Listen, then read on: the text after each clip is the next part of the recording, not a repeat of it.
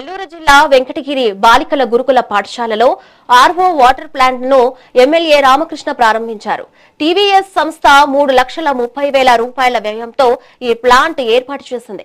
ప్రభుత్వ బడుల్లో నాణ్యమైన విద్య, పౌష్టిక ఆహారం అందిస్తున్నామని తల్లిదండ్రులు ప్రైవేట్ స్కూళ్ల భ్రమల నుంచి బయటకు రావాలని పిలుపునిచ్చారు. ఈ గురుకుల విద్యార్థినులు ఐఏఎస్, ఐపీఎస్ అధికారులుగా ఎదగాలని ఎమ్మెల్యే ఆకాంక్షించారు.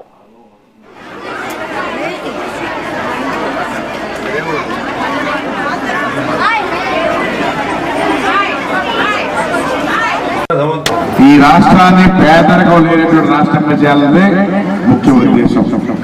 ఆ పేదరికం లేనటువంటి రాష్ట్రం చేయాలంటే ప్రతి కుటుంబంలో ప్రతి బిడ్డ కూడా చదువుకోవాలి.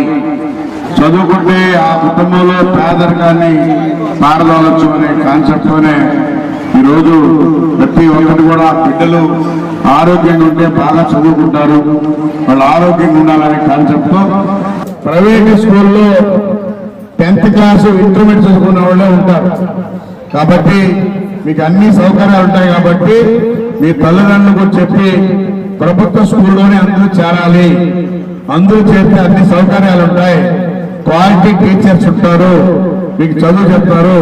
కాబట్టి మీరేదో ప్రైవేట్ లో పోతే బాగా చెప్తారు అనుకునేది మాత్రం భ్రమ. కాబట్టి అందరూ కూడా గమనించాలని చెప్పని కూడా తెలియజేస్తా ఉన్నాం.